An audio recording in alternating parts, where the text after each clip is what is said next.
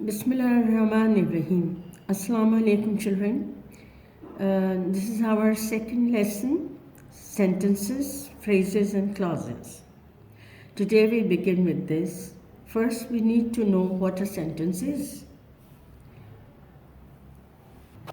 You have been doing grammar from class 1 onwards, and you know what a sentence is. But we are going to review that. You know that a sentence is a group of words that contain a subject, a predicate, and thirdly, it makes complete sense by itself. That is, it does not depend on any other word or group of words to do so. So that means when we put together a couple of words, and that gives us a complete message, a complete sense, then we call it a sentence.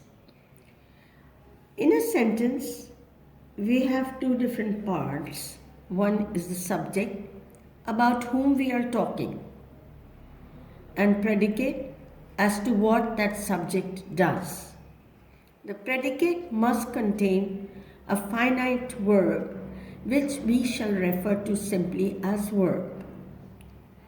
Sometimes the subject might not be mentioned, it is understood.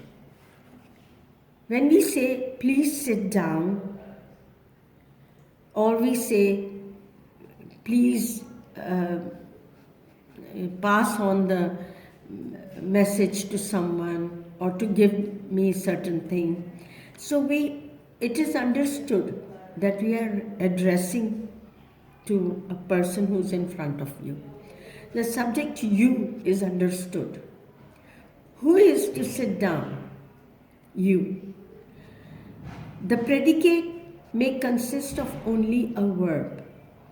The dog is barking. Subject, the dog. Predicate is barking. Now look at the following sentences. The man was carrying a bag full of money. Next sentence, the wedding will be held at sunset. The third one, boys were running to the playing field. Each of the above group of words contains a subject and a predicate. Now let's see what is the subject in all these three sentences. Here in the first sentence, it's the man who's the subject.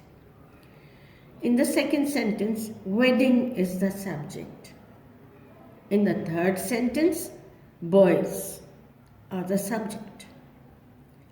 Now what the man is doing was carrying a bag full of money. When we add this to this, then it makes a complete sense. So this part, what the subject is doing is the predicate, and this is the subject. Similarly, the wedding, which is the subject, will be held at sunset, describing about wedding is the predicate. In the third sentence, the boys, they are the subject. What were they doing? They were running to the playing field. So this is the predicate.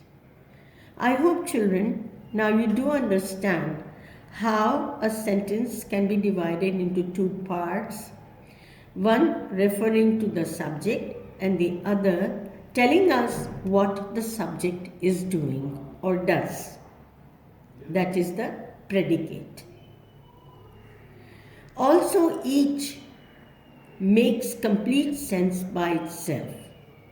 So all three are sentences.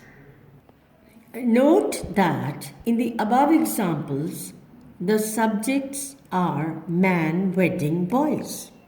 The verbs are was carrying, will be held, were running. Now, let's talk about the next subtopic, the phrase. Now look at the sentences again. They contain smaller groups or clusters of words. Clusters means a group, a collection of words, none of which contains a subject and a predicate. G for full of money, at sunset, the playing field. Moreover, none of these groups of words makes complete sense by itself. Each depends on other groups of words to do so.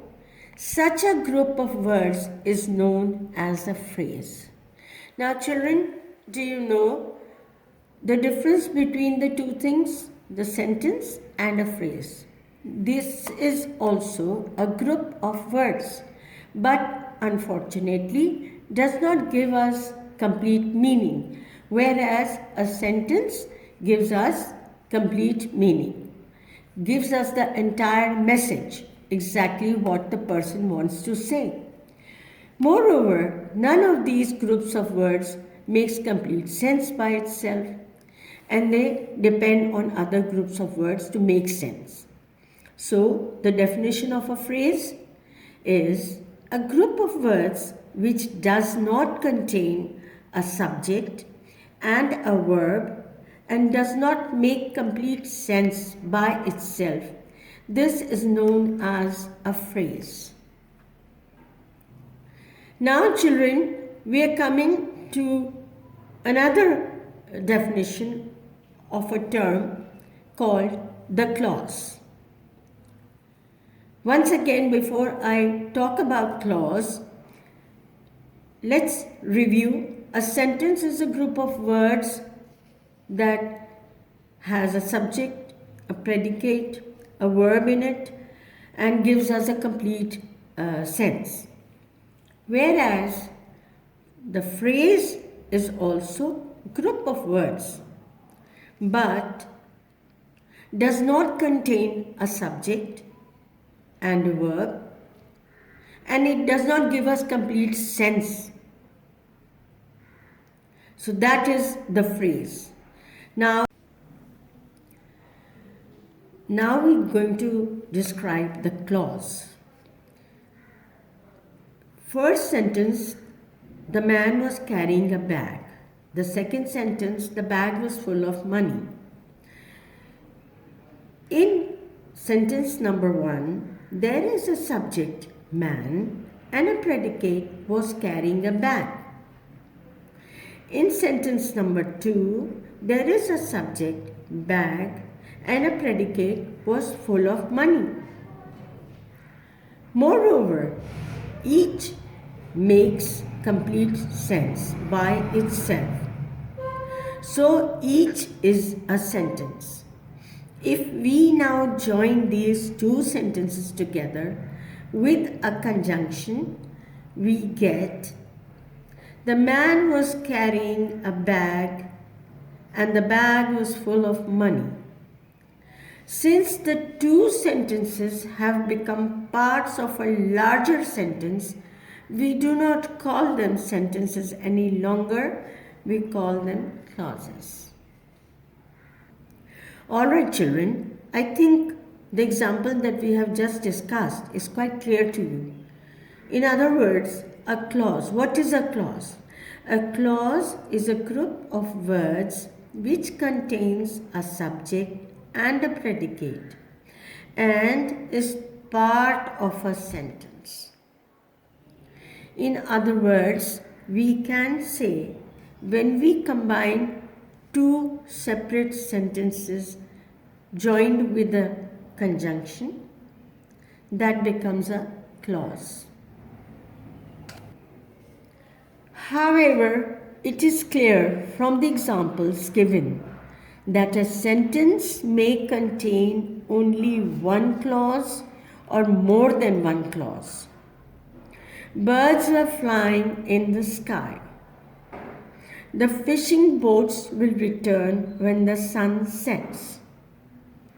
As soon as vacation starts, we shall go on an excursion, that is a trip. In sentence, the first one, which is I. In sentence number 1, I, there is only one clause. Birds are flying in the sky. In sentence number 2, that is J, there are two clauses. One, the fishing boats will return when the sun sets. Number 2 part is when the sun sets. The fishing boats will return is one clause, and the other one is when the sun sets.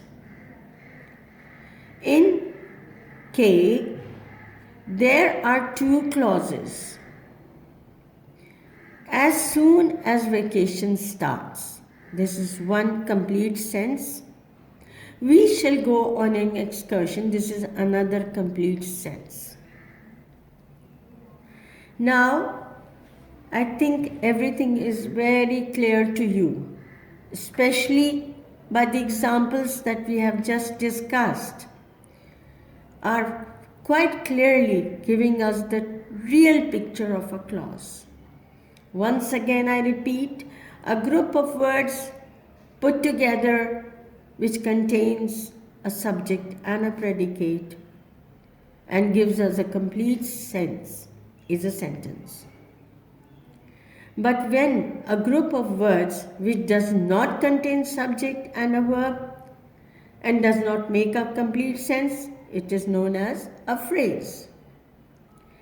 Whereas in the last case, a clause is a group of words which contains a subject and a predicate and is a part of a sentence.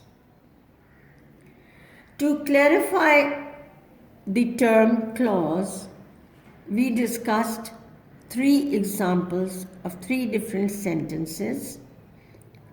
Birds are flying in the sky is one sentence. The fishing boats will return when the sun sets is another sentence. And the third one, as soon as vacation starts, we shall go on an excursion. This is also a complete sentence. But let's see the difference between the 3 of them. In the first case, we have only one clause.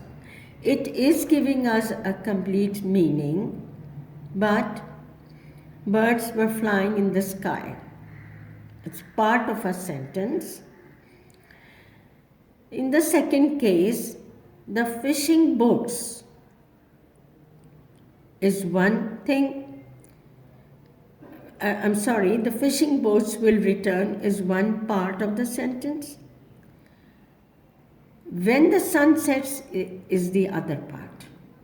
When we write it completely, then we say that these are 2 different clauses. Together they make up one sentence.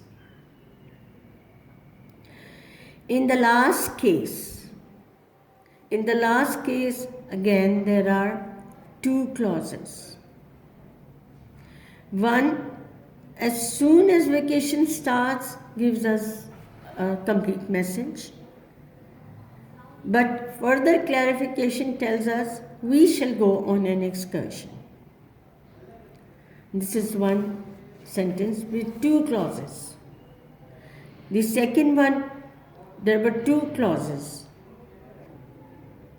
In the first one, there's only one clause, giving us only one single message. That is, birds are flying in the sky. This is one simple statement.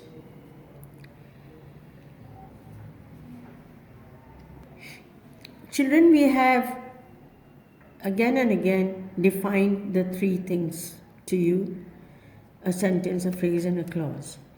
Now let's further study the difference between phrases and clauses in the light of the examples given to us. The king sat on a golden throne. The king sat on a throne of gold. The king sat on a throne which was made of gold. These are three different types of sentences. Let's see what we come to know by these three examples. In example first one, the first example, which is L, golden is an adjective because it is describing the throne, qualifying the noun throne. In example next one, that is sentence M, the king sat on a throne of gold, which does not contain a subject and a predicate, is an adjective phrase that qualifies the noun throne. The king sat on a throne of gold. Again, it is qualifying the noun throne. It tells us what throne? Of gold. Throne of gold. In the next sentence, N, which was made of gold, consists of a subject, and subject is which, consists of a subject which, and a predicate was made of gold, and is therefore a clause. It is an adjective clause which qualifies the noun throne. Children, don't get confused. In fact, all these three things are trying to qualify the noun throne. In this case, as well as in this case. Here it is being defined and it is being used as an adjective, golden throne. In the second one, it does not contain a subject.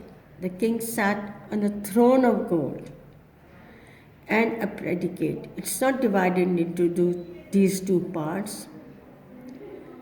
It is an adjective phrase because it's not giving us a predicate. The king sat on a throne of gold. It is just a phrase. But what kind of phrase? It's an adjective phrase. In the first one, the word golden is an adjective describing the throne, noun. In the second case, it's a phrase referring to the throne, noun, qualifying the noun. In the third case, in N, which was made of gold, consists of a subject. Which was made of gold, it's a subject, and a predicate, which, and a predicate was made of gold. Which was made of gold consists of a subject, which, and a predicate was made of gold. Because this which is joining and is therefore a clause. It is an adjective clause because it is describing the noun throne. I hope, children, that all these three things are quite clear to you. Here are some more examples given in your book. Haris reached the station late. In this sentence, late is an adverb. It is telling us about the action that qualifies the verb reached. It is adding to the verb. When this action was done, it is telling us it was done late. So this is an adverb that qualifies the verb reached. Next sentence in P, Haris could not reach the station in time and missed the train. In time is an adverb phrase that qualifies the verb could not reach. Is it clear, children? Earlier, we had discussed the adjective clause, the qualifying the noun thrown. Here, we are referring to the action reached. When he reached late. So this word late is an adverb.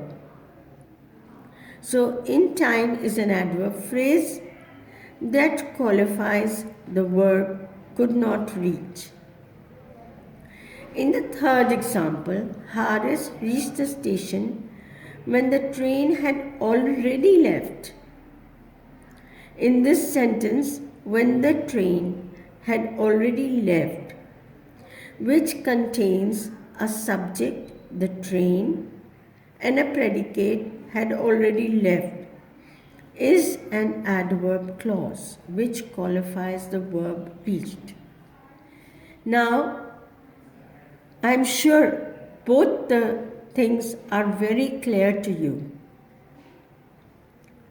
that those phrases or clauses that qualify a noun and the focus is on the noun itself, they are, and if we are talking about the quality of that noun, then we are focusing on adjective clauses. But when we have something different, like the focus is not on the adjective anymore, it is now on adverb. It is adding to the verb.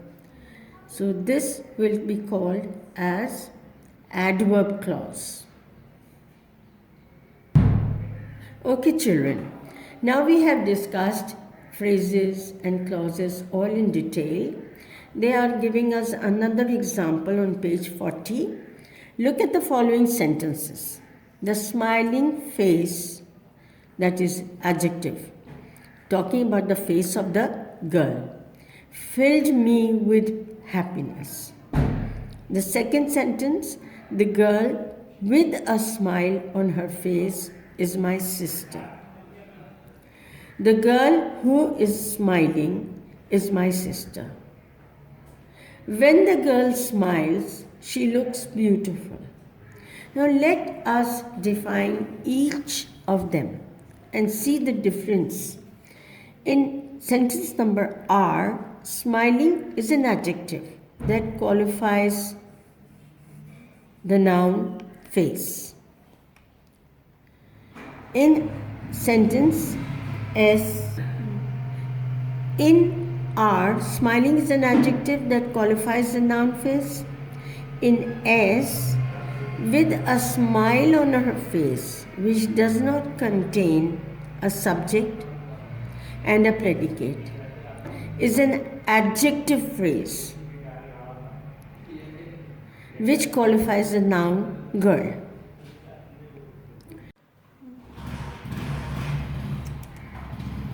In T, who is smiling, which contains a subject, who, and a predicate is smiling, is an adjective clause which qualifies the noun girl. In sentence, the last one, you, there are two clauses joined together by the conjunction when. That is, when the girl smiles, she looks beautiful. The girl is the subject, smiles is the predicate. She, this is the first thing. Secondly, she is a subject, looks beautiful is a predicate. I hope, children, that the entire lesson is quite clear to you. Phrases and sentences were simpler, but when we come to clause, we have to make sure that they have a complete meaning. But when they are joined together to form a longer sentence, we have to have a conjunction added to it. Okay, the written work I'm giving to you. Read the lesson thoroughly and then write the definition with the examples and then do the written exercise.